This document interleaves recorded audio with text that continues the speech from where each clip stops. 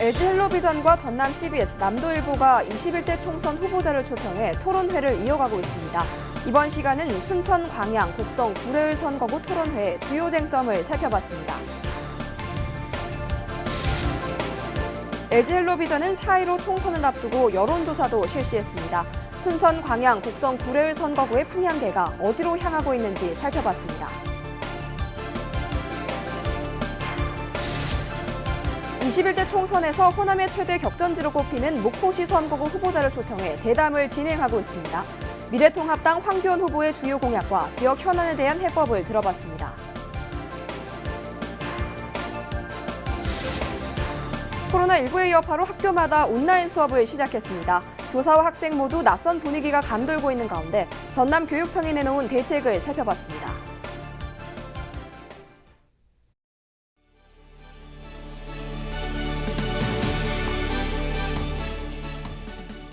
시청자 여러분 안녕하십니까? 헬로티비 뉴스입니다. LG 헬로비전 아라방송과 전남 CBS, 남도일보가 21대 총선 후보자 초청 토론회를 열었습니다. 순천, 광양, 곡성, 구례을 선거구 서동용, 김창남, 정인아 후보가 출연해 열띤 공방을 펼쳤는데요. 토론회 주요 이슈를 서경 기자가 취재했습니다. 전남에서 두 번째로 많은 후보자가 출마한 순천, 광양, 곡성, 구례 을 선거구. 토론회장에 들어서면서부터 후보자들 사이 긴장감이 감돌았습니다. 본격적인 토론이 시작되자마자 후보자들의 맹공격이 시작됐습니다. 먼저 미래통합당 김창남 후보는 서동용 후보의 군복무 문제를 지적했습니다. 어떤 변명이 되었던 병역의 의무를 성실히 마치지 못한 분이 우리나라를 지키는 병사들의 심정을 알겠습니까? 노동자 지원 투쟁을 했었습니다. 당시 시위대 200명 중에 일부가 아마 진압을 시도하는 경찰관들한테 돌을 던졌던 것 같아요. 구속이 됐다가 집행유예형을 선고받고 나왔습니다. 그 때문에 그 군대를 못 갔던 것이고요. 서동용 후보는 20대 국회의원인 정인아 후보의 활동 내역을 문제 삼았습니다.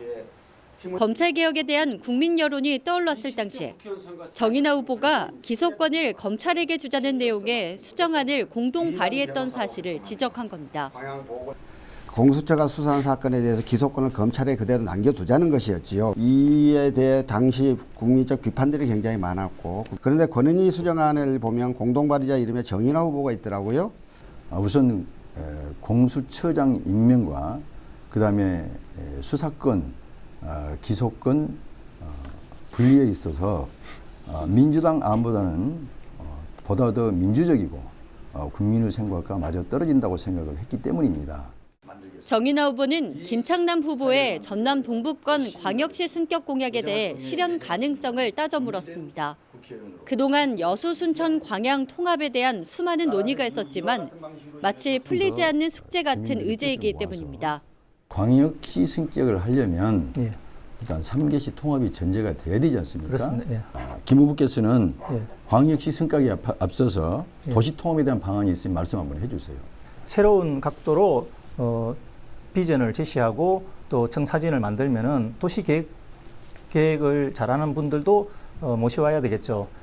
이런 역량을 충분히 수렴하면은 가능하다고 저는 봅니다. 공통 질문으로는 순천 선거구 획정 문제가 제시됐습니다. 민주당 책임론과 현역 국회의원 책임론이 떠올랐습니다.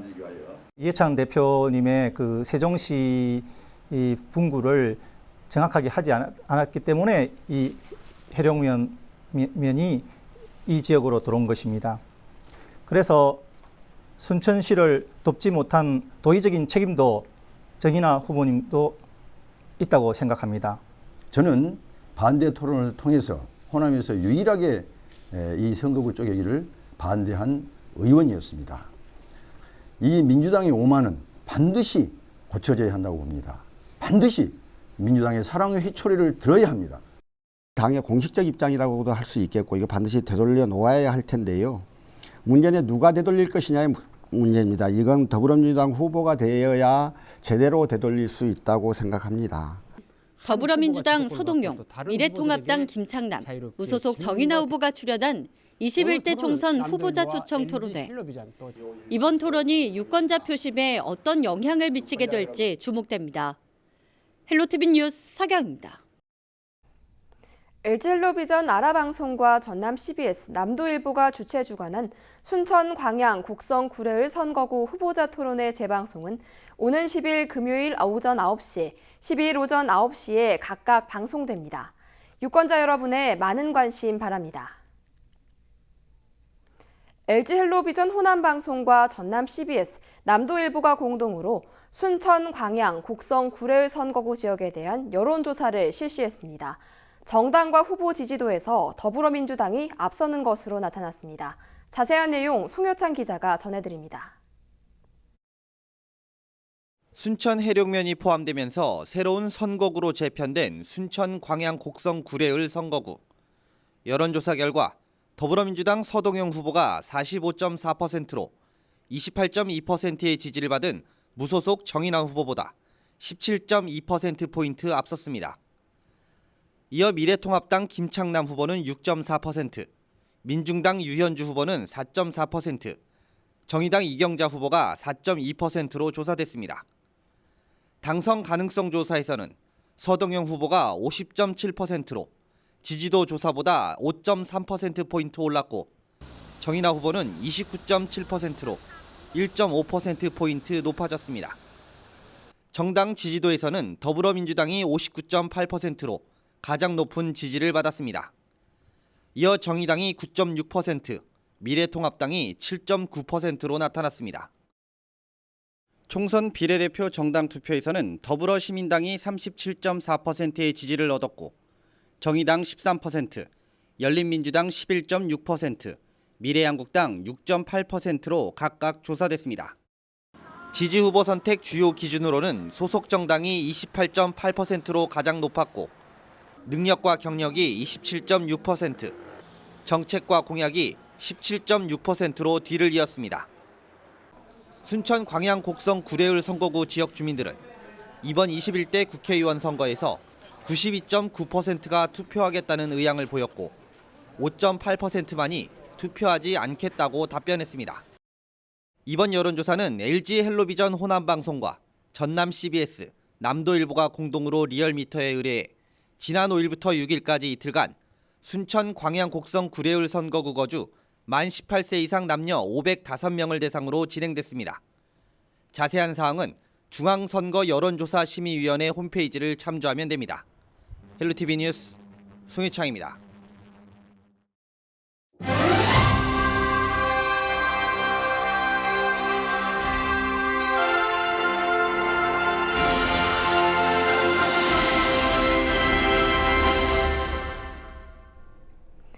(21대) 국회의원 선거를 앞두고 호남의 최대 격전지로 꼽히고 있는 목포시 선거구 후보자를 초청해 대담하는 시간 마련했습니다. 대담은 공직선거법 82조 2항에 의거해 진행하고 초청 후보는 법정 토론 초청 기준으로 선정해 정당별로 순서를 정했습니다.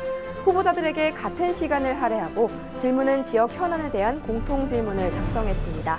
오늘은 미래통합당 황교안 후보를 모시고 이야기 나눠볼 텐데요. 후보자님 안녕하십니까? 네, 안녕하십니까? 네, 먼저 유권자들에게 이번 선거에 출마하게 된 계기와 주요 공약들에 대해서 설명해 주시죠. 네, 안녕하십니까? 기호 2번 황교안입니다. 저는 새로운 생각과 새로운 아이디어로 목포를 새롭게 바꾸기 위해 출마하게 되었습니다. 기존의 방식으로는 목포는 이제 변할 수 없습니다. 목포는 이제 한계에 도달했습니다. 새로운 패러다임으로 새로운 목포를 한 걸음 나아가기 위해 살기 좋은 도시 목포, 인재 양성 중심지 목포, 사똥팔달의 중심지 목포로 만들어내겠습니다. 많은 사람들이 목포를 오갈 수 있고 활력이 넘치는 도시로 만들어야 합니다. 우리나라의 핵심 생산 인구층이 가장 많고 우리나라의 관광업을 책임지는 목포는 제가 말씀드리는 이 세 가지 공약으로 만들어낼 수 있습니다. 모든 길은 목포로 통한다. 그것을 실현시키겠습니다. 목포 시민 여러분, 우리는 할 수 있습니다. 우리도 할 수 있습니다. 네, 그럼 지역 현안에 대한 질문을 이어가 보도록 하겠습니다. 목포는 한때 3대항 6대 도시로 불릴 만큼 번성했던 지역이었지만 다른 항구 도시와 비교했을 때 발전이 더딘 측면이 있습니다. 지금은 옛 명성만 유지한 채 도시가 활력을 잃은 지가 오랜데요. 지역 격차를 해소하기 위한 방안이 있다면 어떤 것들이 있습니까? 네, 3대항 6대 도시 중 하나였던 목포가 이제 낙후된 도시라는 이야기를 듣고 있습니다. 그런 이유가 저는 접근성이 부족하다고 생각이 됩니다. 그러기에 저는 공약으로 사통팔달의 중심지 목포를 말씀드렸는데요. 이제는 목포를 쉽게 접하고 느낄 수 있도록 만들어야 합니다. 사람들이 목포를 오고 싶어지는 매력도를 만들어야 합니다. 이미 목포에는 많은 매력 포인트들이 있고 내수에는 이루어지고 있지만 내수 경제는 이제 한계에 도달했습니다. 이제는 외부 유입을 통해 목포 진입에 대한 톨게이트비 지원, KTX 할인 등의 비용 지원을 확대하고 배차 확대 등을 통해 목포의 접근성을 높여야 합니다. 그로 인해 관광과 산업의 중심이 도시력 발전을 시켜야 됩니다.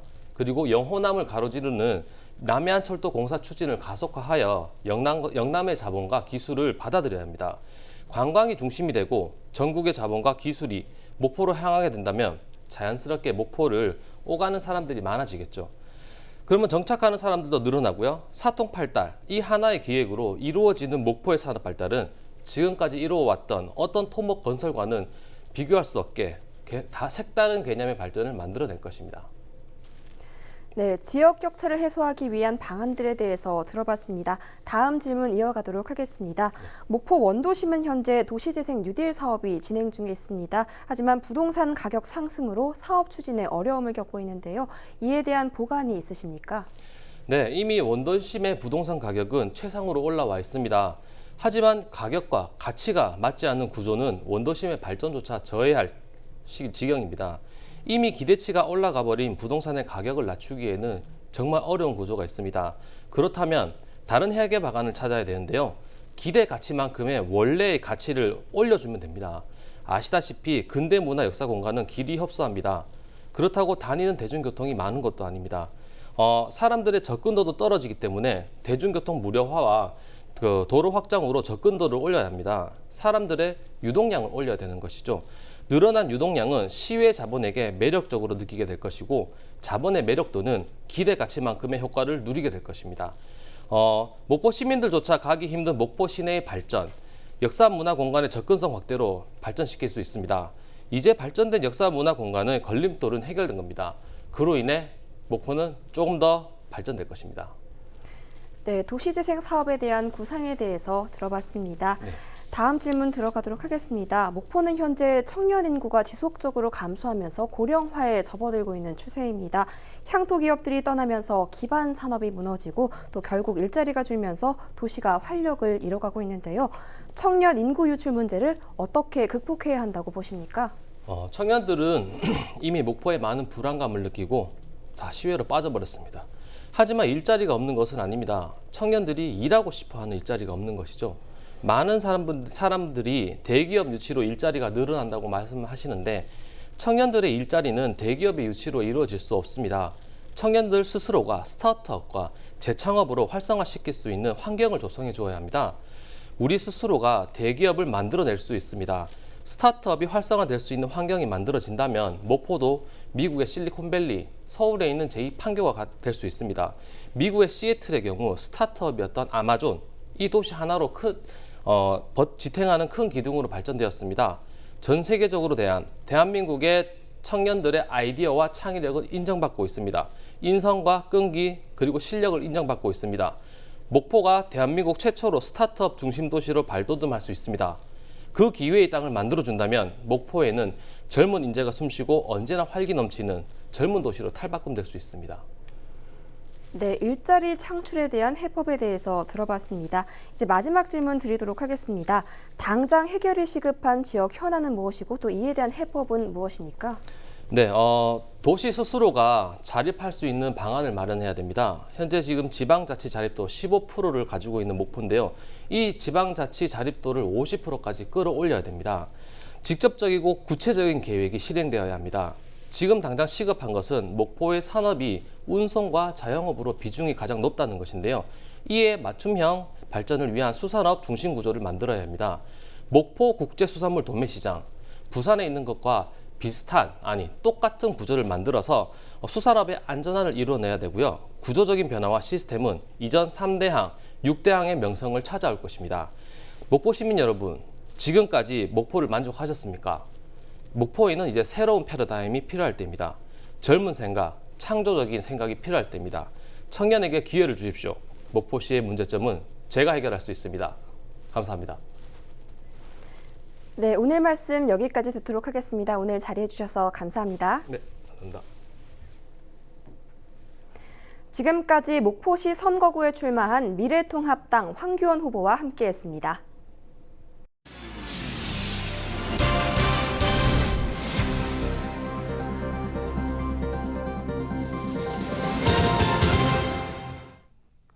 전라남도 선거관리위원회가 제21대 국회의원 선거를 앞두고 전남의 한 선거구에서 특정 후보자에 대해 허위 사실을 공표하고 비방한 혐의를 받고 있는 후보자의 가족을 검찰에 고발 조치했습니다. A씨는 특정 후보자를 낙선시킬 목적으로 자신의 SNS에 언론 보도의 내용을 왜곡해 허위 사실을 공표한 혐의를 받고 있습니다. A씨는 또 선거 여론조사와 관련해서도 반드시 공지해야 할 사항을 누락한 채 게시한 혐의도 함께 받고 있습니다. 전남 선관위는 선거일이 다가오면서 위법 행위가 빈번하게 발생할 우려가 있는 만큼 엄중하게 조치하겠다고 밝혔습니다. 코로나19의 여파로 온라인 개학이 시작됩니다. 원격 교육을 통한 수업이 진행되면서 출석 인정이나 평가 방식, 학습 기기 부족 등에 대한 대책이 발표됐습니다. 박종호 기자입니다. 여수의 한 중학교. 선생님이 학생들과 함께 원격 수업에 나섰습니다. 코로나19 여파로 온라인 개학이 결정되면서 컴퓨터 등을 이용한 원격 수업 연습이 진행됐습니다. 퍼스트 무버 혹시 알고 있는 친구 있으면 한번 대답해 볼 수 있나요? 퍼스트 무버? 여기 채팅창으로 말해도 좋고요. 마이크로 말해도 괜찮을 것 같아요. 처음 진행되는 온라인 수업이다 보니 시행착오도 있었지만 적응하기 시작합니다. 아쉬운 점은 약간 창을 왔다 갔다 해야 하니까 번거로운 점이 살짝 있었어요. 번거롭다. 수업을 쭉 하고 그 뒤에 과제를 내는 게 나을 것 같아요. 전라남도 교육청은 정보 소외계층 학생에 대한 지원을 강화하고 원격 수업에 대한 대책을 마련했습니다. 지역 5천여 명의 학생에게 스마트 기기를 대여할 계획이며 일부 학생에게 1인당 7만 원 수준의 통신 요금을 지원할 예정입니다. 또 가정에서 원격 교육이 어려울 경우 학교의 컴퓨터실을 이용한 온라인 학습도 지원됩니다. 이번 온라인 개학은 학생들이 학교에 등교만 하지 않을 뿐 정상적으로 수업이 진행되는 개학 상황입니다. 따라서 학생들은 학교에서 안내한 각종 온라인 학습 사이트에 가입해서 매일 선생님과 소통하면서 배움에 최선을 다해 주시기 바랍니다. 사상 초유의 온라인 개학을 앞두면서 학생과 학부모, 교사 등 어려움이 예상되고 있는 가운데 전남교육청의 대책이 혼란을 줄일 수 있을지 관심이 모아지고 있습니다. 헬로티비 뉴스 박종호입니다. 대기가 점차 메말라 가고 있습니다. 특히 전남 동부 지역을 중심으로 대기가 무척 건조한 상태인데요. 순천과 여수, 광양에는 건조경보가, 화순과 순천 등 전남 10개 시군에는 건조주의보가 내려져 있습니다. 산불 등 각종 화재 예방에 유의하시기 바랍니다. 고기압의 영향으로 맑고 공기질 또한 무난하겠습니다. 우리 지역 아침 기온 5도에서 시작해 낮 최고 기온은 15도로 예상됩니다. 주간 날씨입니다. 당분간 맑은 날이 지속되다가 일요일에 비가 내리면서 대기의 건조함이 한풀 꺾이겠습니다. 바다 날씨입니다. 바다의 물결은 먼 바다를 중심으로 최고 1.5m로 일겠습니다. 생활 날씨입니다. 시료 습도가 25% 아래로 떨어지면 건조경보가, 35% 아래이면 건조주의보가 발효되는데요. 현재 전남 동부 지역을 중심으로 대기가 무척이나 건조합니다. 하루 중에서는 아침, 저녁보다는 낮 시간대에 기온이 오르면서 대기 중의 습도가 바짝 마릅니다. 불이 꼭 필요한 작업은 가급적 오후 시간대를 피해서 하는 게 좋겠습니다. 또 화요일 밤부터 수요일 오전 사이 서해안과 남해안에는 바람이 초속 12m로 강하게 부는 곳이 있겠습니다. 작은 불씨가 큰 불로 이어질 수 있으니 불씨 관리에 신경 써주시기 바랍니다. 지금까지 날씨 전해드렸습니다.